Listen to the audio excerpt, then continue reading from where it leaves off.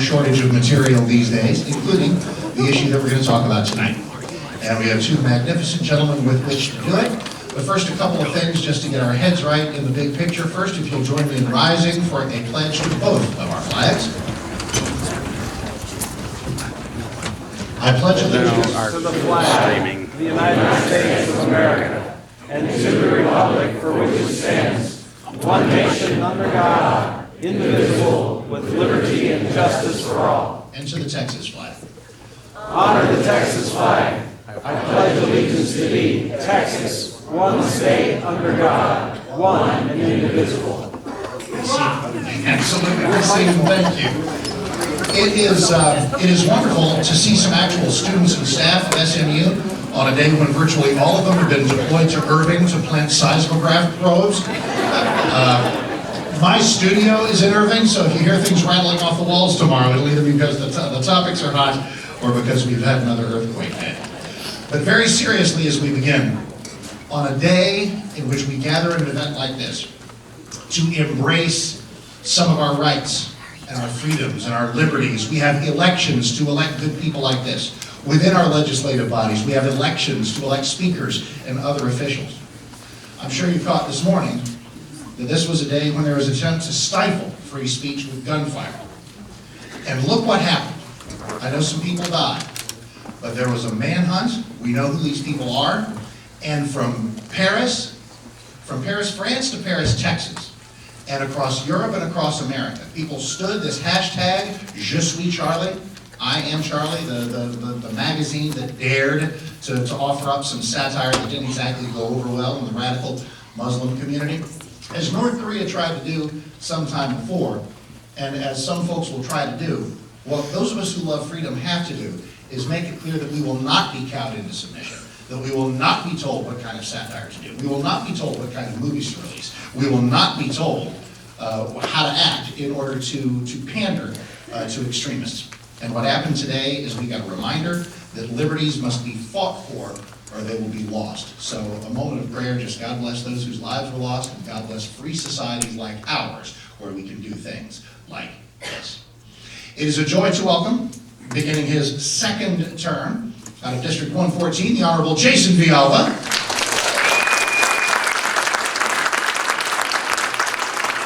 It is a pleasure to welcome, just unpacking his stuff out of District 115, the brand new first termer, the Honorable Matt Rinaldi.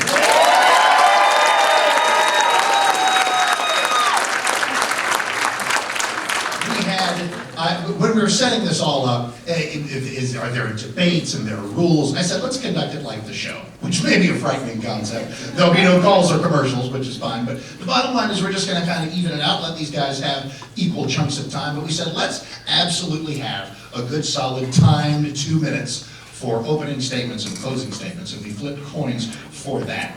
And Matt is going to speak first for his opening statement. So Matt, your 2 minutes are on, and it's a pleasure to have you. Thank you very much. Thank you, everybody, for having me. Thank you, Jason, for setting this up and for being here for this important discussion. On November 4th, voters sent a very clear message in the state of Texas. They elected by nearly 2/3 margins the most conservative House, the most conservative Senate, and the most conservative set of statewide office holders in Texas history.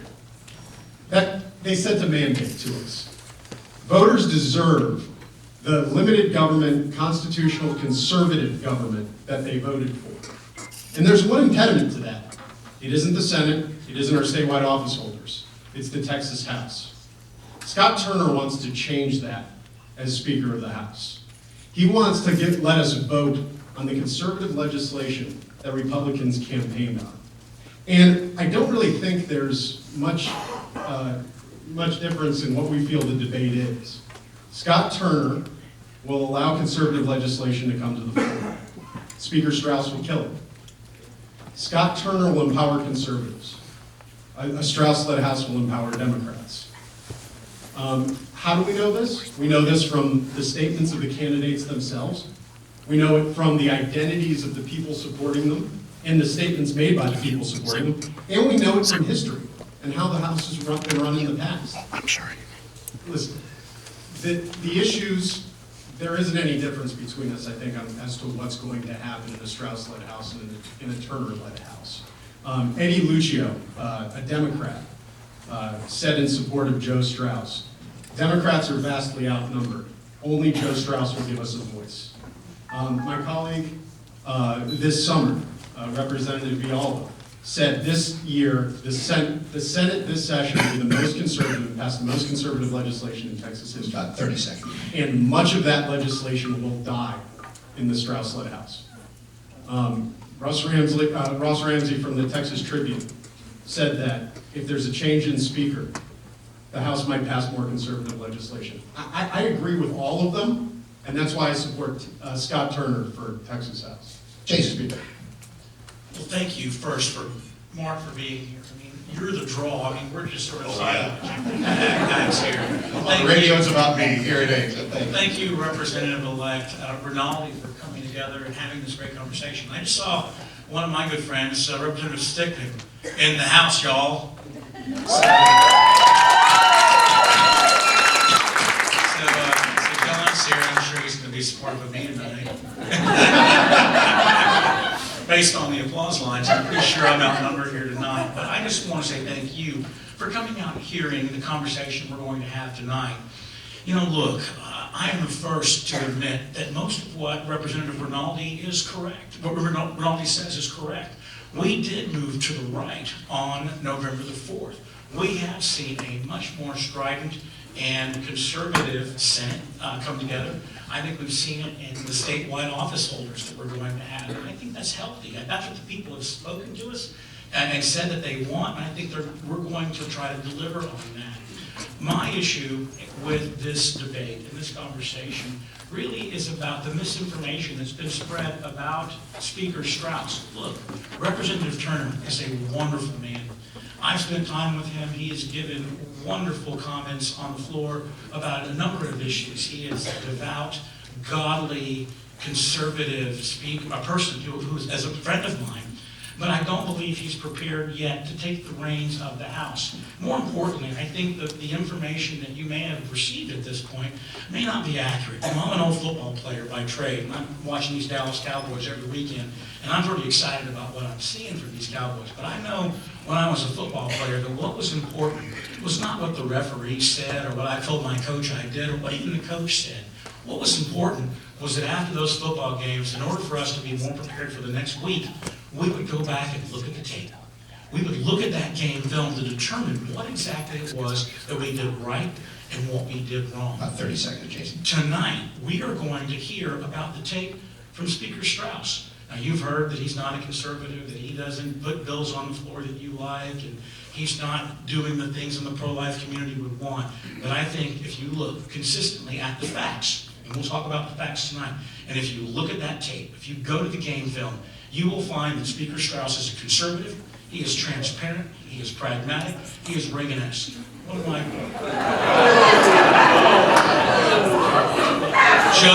Just bear with me tonight and let's hear the facts. Again, you may not agree with me at this point, but let's look at the facts. Tonight you're going to hear what the true facts are about the conservative state of Texas.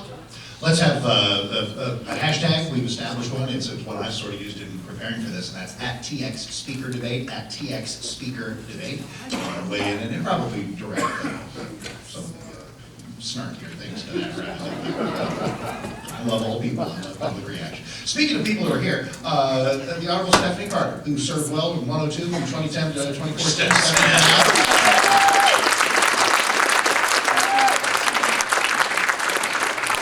And a guy who I see more than some family members, and it's always great to be in the room with him, Rafael Cruz is in the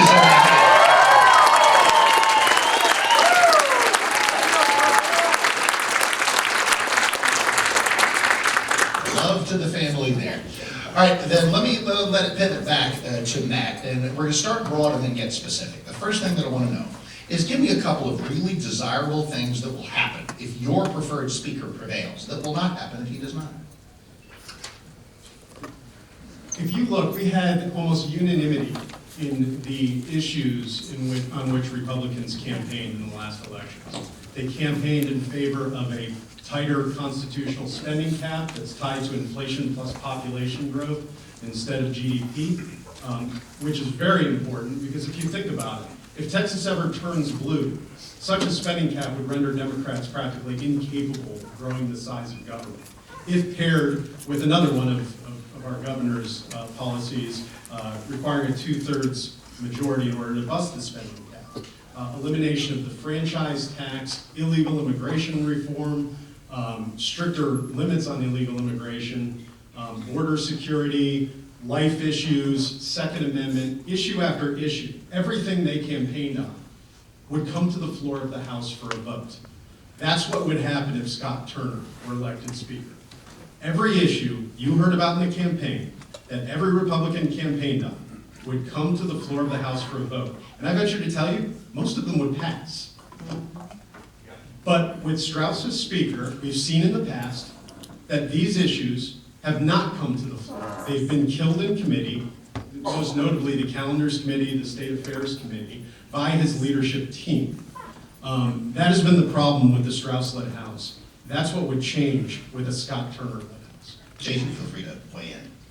Well, look, people always point to the bills that did not get passed. There were over 5,800 bills that were submitted during the last legislative session, almost 6,000. Of that, only 1,000 actually passed. Now, if you look back in history, even under Craddock and before, you will find that that's about the number that normally gets passed, a little less than 20%, a little more than 20%, plus or minus. It's not a function of the Speaker. No question, the Speaker does have authority through his appointment of committee chairmen, but in the end, it's the people's chamber. We are there to advance the cause of all of the people of Texas. We have the ability as chairman and vice chairman and members on those committees to kill bills. There are 10,000 ways a bill in the House can die. It's not driven by one single man. If you're going to penalize the Speaker Strauss for the bills that did not pass, then you must, of course, give him credit for those bills that have passed. And if you want to talk about that, let's just go through the litany very quickly. One of the strongest anti-abortion measures in the country was passed under this Speaker. One of the strongest voter identification bills in the country were passed under this Speaker. One of the strongest economies in the country and the highest job-growing economy in the country are promulgated by rules and regulations set forth by the House of Representatives under this Speaker. If you want progress in Texas, then you will advance this Speaker, because what he has been able to do is present a program that works for all Texans, and that is what is critical in this discussion. Matt, a reply to the reply, because I'm a fan of conversation. So And conversely, Representative Villalba can't take credit for the bills that did pass if he isn't going to allow the Speaker to take blame for the bills that didn't make the floor. I do want to point out that the two specific examples, voter ID was killed by the Speaker, the election, the session prior to when it was passed. Abortion, he's going to take credit for the Speaker passing HB 2, when the Speaker did everything in his power to kill HB 2.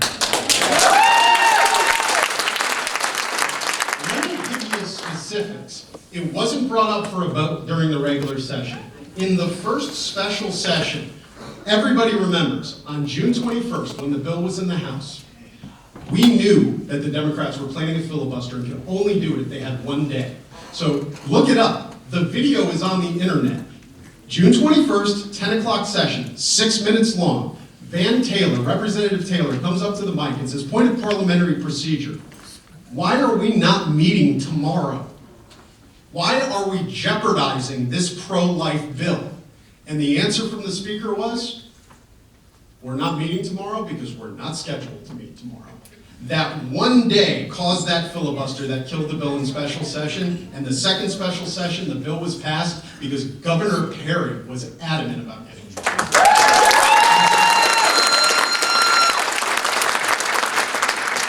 I think some progress is being made. Keep going. Go ahead, Jason. So as I mentioned in my opening remarks, let's go to the game film. Let's look at what really happened during that debate.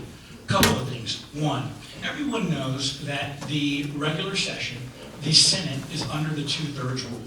When Senator Hagar attempted to pass essentially the same bill that Representative Laubenberg passed, It was not able to get out of the Senate because of the two-thirds rule. It was regular business. It was not able to get to the floor. The Speaker and his team were highly aware that it would never be able to pass during regular session, which is why we waited until the special session. Let me give you another fact that's important if you're looking at the game tape. Representative Laubenberg, the champion of this bill, the person who put forward this bill in the first place, was able to get it across the finish line. Wonderful woman, wonderful conservative. She said, and I quote, "This bill and bills like it would not have been able to come to the floor and pass but for the help of Speaker Strauss." If you want the facts, look at the facts. The people that were actually there on the floor talking about these issues when they mattered the most. Representative Laubenberg says it. Other pro-life organizations like Texas Alliance for Life says it. Other people believe strongly.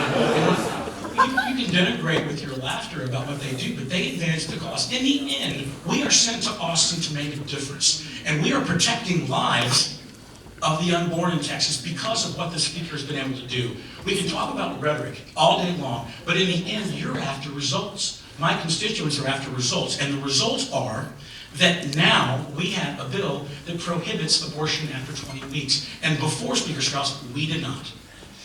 Let me ask one more. I'm a fan of this, so Matt, go right ahead. I think progress is being made. Because I'm really enjoying this discussion about abortion. First of all, I've heard this argument before. The argument is that the abortion bill was not brought up during regular session because the two-thirds rule in the Senate would have killed it. Yet we know that leadership's method of operation was not to bring up bills, was not to kill bills simply because they would die in the Senate. In fact, conservative legislation was often brought up when they knew it would have died in the Senate. The Sanctuary City bill in 2011 was brought up. After when they knew that the Senate could kill it with the 21 vote rule. So in the regular session, they brought up the Sanctuary Cities bill, passed it in the House when they knew it was going to die in the Senate. Then a special session was called. The Sanctuary City bill was added to the special session. Senate passed it out without the 21 vote rule, came to the House, died in committee. Okay? Gun bills last session. The gun bills in the Senate, most of the major gun bills like campus carry, dead on arrival. The Senate declared them dead on arrival. The next day, they scheduled gun day in the House. Gun bills, half off. We're going to pass all the gun bills. Why? Because we knew they were going to die in the Senate. You know what the difference is with the pro-life bill? They were scared it might pass. That's why they killed the pro-life bill. And by the way, in terms of other representatives who supported the pro-life bill, saying that the Speaker was responsible for HB 2, let's just go to the source rather than third parties. The Speaker himself does not even take credit for HB 2. In an interview in October of last year after the session, he was asked, "Are you proud of HB 2? He wouldn't say he was proud of HB 2. In fact, he said that he didn't think life was a, quote, big issue, and wished it hadn't even come up at special session. It passed in spite of him, not because of him. I'm going to move to another issue. Go ahead, Okay, let's wrap the issue. And again, go back to the game film. Let's just talk about the facts tonight. The facts are, before we had Speaker Strauss, we did not have the following bills, and after Speaker Strauss, we do. Let me just name them for you. 1, HB 2. The author herself gives credit to the Speaker. 2, sonogram. Now, sonogram was a bill that we passed last year that was important. Also a pro-life measure. Also gives credit to the Speaker for having passed that. 3, parental notification for minors receiving abortions. This is something that was very important. The Speaker not only voted on it, but he was helpful in putting that to bed. 4, the budget itself prohibits any kind of funding for abortion services. 5, the actual budget itself, HB 1, which my own representative-elect was actually against when he was campaigning, actually says that it prohibits any kind of funding for abortion services. Look, we can talk all day about words. Politicians are good with words. But in the end, what you care about the most are results. And the results are that before Speaker Strauss, we had a less anti-abortion sector in Texas, and afterwards, because of Speaker Strauss's leadership, we have a greater protection for the unborn. All right, Jason, let me stay with you to have first shot at the next thing I want to bring up, which is immigration. And one of the things I see and hear is frustration that we don't seem to be ambitious enough about securing the border and enforcing the law. Is it unfair for the people who say that that didn't seem like a big Strauss priority? Well, I would say that unquestionably, illegal immigration is one of the issues that is really going to be impactful in this next legislative session. It's terribly important because it's impacting people all over the state of Texas. We have a crisis in Texas today. Action must be taken. We've got to do what is right for the people of Texas. And we know that every dollar that goes to educate or to house a child or an individual who's not here as a citizen is one less dollar for our children, and that's something that we need to address. So let's, again, go back to the record and look what Speaker Strauss has done. So under Speaker Strauss, we have provided over $383 million for the next biennium for border security. At both instances where he was asked to sign on with the Lieutenant Governor and the Governor, additional resources to bolster the National Guard, or the Texas Guard, and as other agencies that would provide support. He was able to put $30 million, almost $1.2 million per week for border security, additional border security, and then on December the 1st, for the next fiscal year, provided an additional $86 million. Now, if you combine all these, we're looking at roughly $500 million of border security funds that not only had been approved by, but in certain instances, the 86 and the 30, actually signed on individually by Speaker Strauss. This is critically important to him. He cares about this issue. I care about this issue. I know Representative-elect Rinaldi cares about this issue, and we will address this issue. We spend more on border security than every other state combined. We have done a good job in the face of the abdication of President Obama in dealing with this issue, and you can guarantee that people like myself and Representative-elect Rinaldi will go down to Austin and do this again with the support of Speaker Strauss. Matt, go ahead. I'm hearing the argument over and over again that we'll point to a bill that was passed and say because of Strauss's leadership it was passed, without providing that causal link as to actually what he did to pass it when we don't hear him talking about it, ever. You know, it was reminding me of something, because my parents are here now in the audience. Where are your parents? My parents are right here in the front row.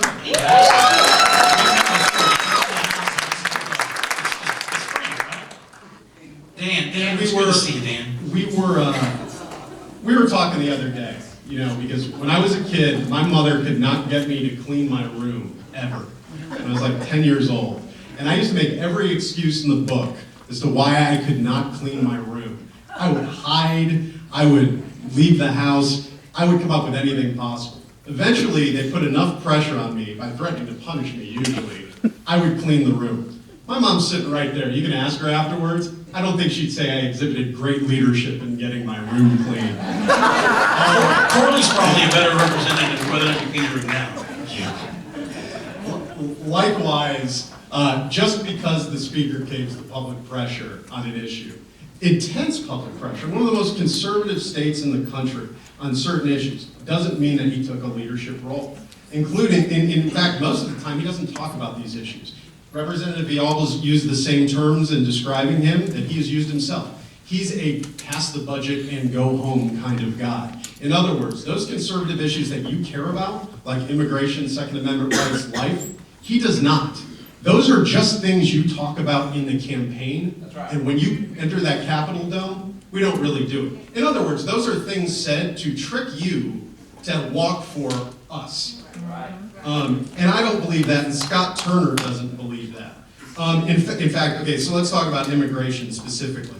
Sanctuary City Bill, not passed up, didn't find the floor last session. In fact, no major immigration legislation found the floor, except the Sanctuary City Bill, like we discussed earlier, was passed when they knew it was dead on arrival in the Senate. And that's it. Any verified bill hasn't made the floor. There's been bills that would have eliminated the DREAM Act, which provides in-state tuition to illegal aliens, never made the floor. And how can we give him credit for leadership on this issue when I don't think I've heard him say the word immigration?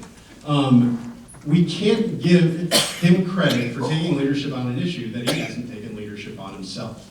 If you care about this issue, there's one alternative in the speaker's race, and that's Scott Turner, who's been out front on this issue. Let me ask you both, because a lot of it has been a lot of references to the other house, references to the Senate, things that are dead on arrival in the Senate. If Texas is so darn conservative and the Senate's so darn conservative, why is so much dead on arrival over there? Either.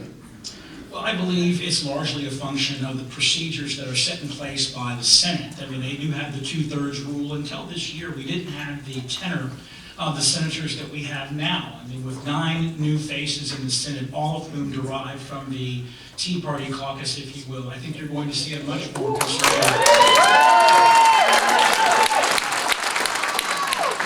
You'll see a much more conservative Senate, and I've said repeatedly, this is a good thing. I mean, look, the people have spoken. You know, if you're going to look at blogs and things you read on Facebook about what I've said at meetings and how the House is going to kill conservative legislation, I plead with you, in all sincerity, please actually listen to the tape. Listen to what I said. That was a meeting where I was giving I'm just a bill speech. The Republican Party asked me, how does a bill come to fruition? How do you make a bill law? And I talked a little bit about what the process was. You know, you have the bill, it originates, and you have the committee, and then ultimately goes to calendars, and then it goes to the floor, there's debate. And what I said was, in a large number of situations, and this is just statistics, these bills will end up dying in the committee process, and calendars is one where it ultimately ends up. I didn't say that was a good thing or a bad thing. I just said that's what would happen. Look, I am proud of my conservative bona fides. I believe strongly in the conservative principles of what this speaker represents. But, you know, 80% of these bills die just naturally, and they often die in committee. Going back to immigration, again, I plead with you, just take a look at the results. I know that watching legislation being made can be like watching sausage or even, you know, other situations that you don't want to look at. But in the end, what matters most to the people that I represent and the people that Representative Rinaldi represents are the results. And the results are we have more money today than we've ever had before for border security. We've tripled the resources for border security by three times since 2009. 2009, we tripled the amount. This is something that's important to Texans because we know it matters to you. We've done it. You have to give credit to the man who's at the top of the food chain because without that credit, without that leadership, these bills may not have passed. Just as Representative Rinaldi said, if you're going to penalize the man for not getting bills passed, you have to give him credit for bills that do pass. Having brought up money, let me weigh in with a couple of money questions. And Matt, let me go to you first. Are there things that a Scott Turner speakership would bring priority-wise in terms of spending?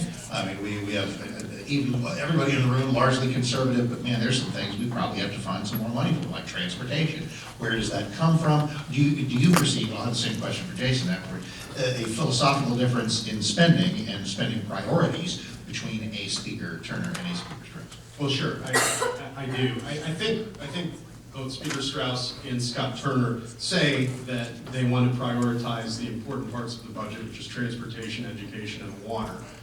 But we saw last session that, in fact, the Speaker didn't prioritize transportation or water. He saved it for the end, which is why you were voting on it the last 2 elections. So I do think that Scott Turner would do a better job of prioritizing the important infrastructure items. I think the big difference will be in exactly the size of the budget and the size of Texas government. Listen, Representative Villalba talks as if, oh, well, you know, there's so many bills. Some of these bills that just didn't get through were just oversights.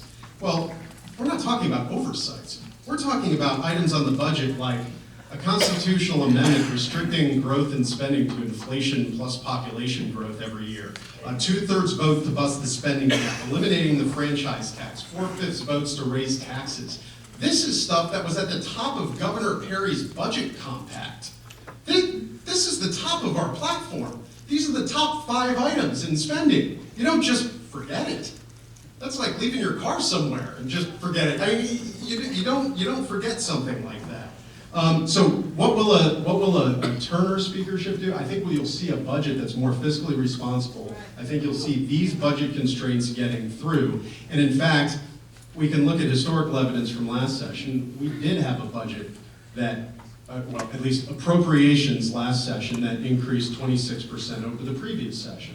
Now, Representative Villalba is going to say that's incorrect because well, you know, we spent it, we appropriated it last session, but we spent it in the previous budget to eliminate the increase. Well, look over Strauss's entire speakership, okay? If you look at the growth in appropriations of the all funds budget, the size of Texas government grew 33% during his 3 terms. That's staggering, and I don't think you would see that during a Scott Turner speakership. Jason. Well, he's right. I would say that that 26% number is a misnomer. PolitiFact, which is a bipartisan organization that analyzes these issues, took a look at it, and they suggested that it was actually